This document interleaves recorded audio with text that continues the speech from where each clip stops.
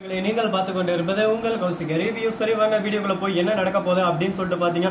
விடுதலை விடுதலை விடுதலை, இனிமே என் வாழ்க்கைக்கே விடுதலை அப்படின்ற மாதிரி நம்ம விஜய்க்கு விடுதலை கிடைச்சிருச்சுங்க.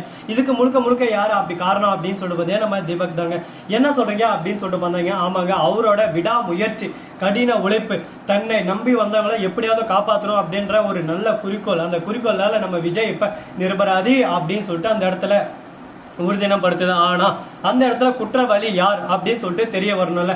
அந்த இடத்துல குற்றவாளி யாருன்றத இன்னும் ஒரு வாரத்துக்குள்ள கண்டுபிடிச்சாகணும் அப்படின்னு சொல்லிட்டு நம்ம தீபிகா இருக்காங்களா, அவங்களுக்கு கோர்ட்ல இருந்து ஆர்டர் போட்டுறாங்க. உடனே தீபிகா வந்து இனிமே தான் என்னோட ஆட்டம் ஆரம்ப, விஜய் நீ நினைச்சுன்னு இருக்க, நீ தப்பிச்சுட்ட, இனிமே உனக்கு பிரச்சனை இல்லைன்னு சொல்லிட்டு நீ யாரை காப்பாத்தணும்னு ஜெயிலுக்குள்ள வந்தியோ அவளை புட்டிச்சு சும்மா நசுக்கி புளிஞ்சு எடுக்க போறேன். அதுக்கப்புறம் அவளே அவ வாயால உண்மையை சொல்லுவா. அதுக்கப்புறம் அவளுக்கு இருக்க ஆப்பு அப்படியே சும்மா வச்சு சும்மா பட்டு பட்டு பட்டுன்னு பட்டும் படாம தட்ட போறேன் அப்படின்னு சொல்லிட்டு நம்ம தீபிகா சொல்லிருக்காங்க. தீபகாங்க வந்து, தீபிகா உன்னால முடிஞ்சதை நீ பண்ணு, என்னால முடிஞ்சதை நான் பண்றேன், நீ என்னதான் ஒரு பக்கம் நினைச்சாலும் நடக்கிறதா நடக்கும். அதுக்காக நம்ம எந்த ஒரு விஷயத்தையும் சாதாரணமா விட்டுற முடியாது.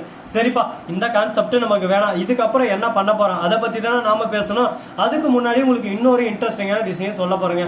அப்படி என்னடா இன்ட்ரெஸ்டிங்கான விஷயம் சொல்ல போறேன் அப்படின்னு சொல்லிட்டு பாத்தீங்கன்னா, நம்ம தலைவன் அப்படியே மாசா கிளாஸா ஒரு வேலையை செஞ்சு விட்டாரு. யாரா அப்படின்னு சொல்லிட்டு பாத்தீங்கன்னா மனோகர் தாங்க.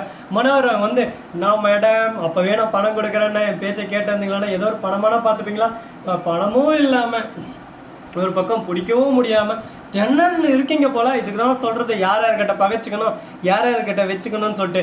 நாங்க அப்பயே சொன்னோம்ல, நாங்க ஒரு டைம் முடிவு பண்ணி இறங்கி அடிக்க ஆரம்பிச்சோம்னா யாரு என்ன எவரு இதெல்லாம் பார்க்க மாட்டோம். ஆமா, அடி அடி அடின்னு அடிச்சுட்டு போயிட்டே இருப்போம் அப்படின்னு சொல்லிட்டு நம்ம தலைவன் அப்படியே சும்மா மனோகர் அந்த இடத்துல பேசிட்டு அந்த இடத்துல இருந்து கிளம்புறாரு. தீபிகா வந்து, போடா போ, நீ யாரை காப்பாத்த இவ்வளவு இதா பண்ணிருக்கீங்க, அவளை கூட்டிக்க போறான், அப்ப தெரிய போகுது நண்டு நசுற மாதிரி உன்னையும் நசதான் போறேன். உன்னை அப்பவே நான் லஞ்சம் கொடுக்க வந்தேன்னு சொல்லிட்டு பிடிச்சி உள்ள உட்கார வச்சு முடியும். ஆனா உன்னை உள்ள உட்கார வச்சான்னு தப்ப நான் செய்ய மாட்டேன். ஏன்னா எனக்கு தேவை மல்லி மல்லி மட்டும்தான், அவளுக்காக நான் என்ன வேணாலும் பண்ணுவேன் அப்படின்னு சொல்லிட்டு தீபிகா மனசுக்குள்ள நினைச்சு அங்க இருந்து சைலண்டா கிளம்பிடுறாங்க.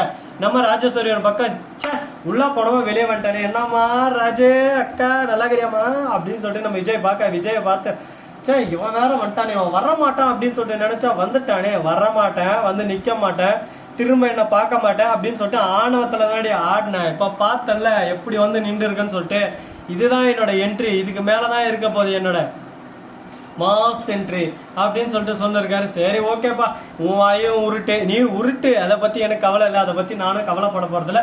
இதுக்கப்புறம் என்னென்ன பண்ண போறோம், ஏது பண்ண போறோம் அப்படின்ற இன்ட்ரெஸ்டிங்கான விஷயத்தை பத்தி தான் நாம இப்ப நம்ம சேனல்ல பார்த்து தெரிஞ்சுக்க போறோம். அதுக்கு முன்னாடி நம்ம தலைவன் அப்படியே சும்மா நான் ரெடி தான் வர்றவா அப்படின்னு சொல்லிட்டு ஜெயிலுக்குள்ள ஒருத்தர் போக போறாரு. யாரா அப்படின்னு சொல்லிட்டு பாத்தியா, வேற யாரு, நம்ம தலைவன் சொல்றேன் கதிரேசன் தான். எதுக்காக அப்படின்னு சொல்லிட்டு பாத்தீங்கன்னா, கதிரேசனுக்கு ஒரு அழகான எவிடன்ஸ் கிடைச்சிருக்கு. நம்ம தீபிகாவுக்கு என்ன எவிடன்ஸ் அப்படின்னு சொல்லிட்டு பாத்தீங்கன்னா, கதிரேசனோட மொபைல் கான்டாக்ட் நம்பர் நம்ம சுடருக்காங்க, அவங்களுக்கு லாஸ்ட் அவங்க கிட்ட தான் வந்திருக்கு. உடனே என்னப்பா கதிரேசா, என்னப்பா விஷயம், ஏதோ 50 லட்சம் அப்படி இப்படின்னு எல்லாம் பேசிருக்கேன், பணத்தை கொடுத்து ஒரு ஆளை அனுப்பிச்சு வச்சுட்டு அந்த ஆளை வாங்க சுடர அங்க வந்துட்டா. அப்ப சுடருக்கு நடந்தது என்ன, சுடரை கொன்னது யாரு, நீயே உண்மையா சொன்னேன்னா உனக்கு நல்லது, இல்லைன்னா நானா கேட்டு தெரிஞ்சுக்கிட்டா உன் வாழ்க்கையே ஒரு பக்கம் உனக்கு கெடுவா இருக்கும் அப்படின்னு சொல்லிட்டு சொல்ல, ஐயோ மேடம் நான் உண்மையா சொல்லிடுறேன் மேடம், என் மேலதான் மேடம் தப்பு, இதுதான் நடந்துச்சு, இப்படிதான் நடந்துச்சு, இது இங்க நடந்துச்சு அப்படின்னு சொல்லிட்டு உண்மையை ஒரு பக்கம் உடைக்க ஆரம்பிச்சிட்டாரு. அட்டா ஒட்டிடா தலைவா, ஒட்றா அப்படின்ற மாதிரி ஒரு பக்கம் உடைச்சு உண்மையை சொல்லியாச்சு.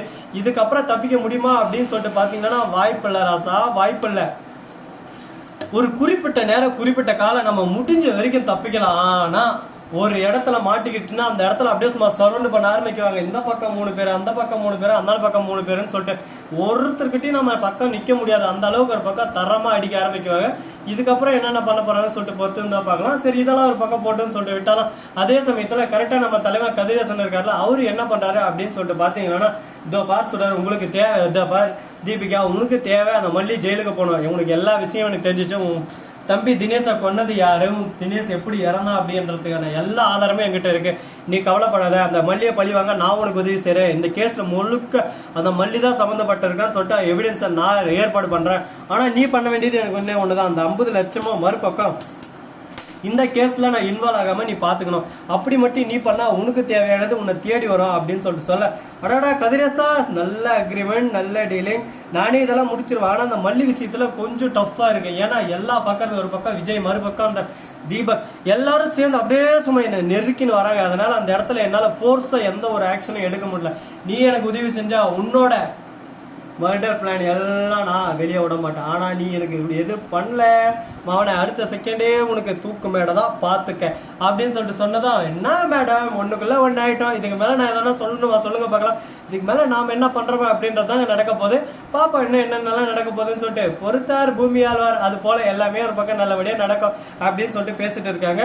பாப்பா என்னென்ன பண்ண போறாங்க, எது பண்ண போறாங்கன்னு சொல்லிட்டு சரி இதெல்லாம் ஒரு பக்கம் போயிட்டு இருக்க, மறுபக்கம் என்ன நடக்க போதா அப்படின்னு சொல்லிட்டு பாத்தீங்கன்னா அதுக்கு முன்னாடி உங்களுக்கு இன்னொரு இன்ட்ரெஸ்டிங்கான விஷயம் சொல்ல போறாங்க.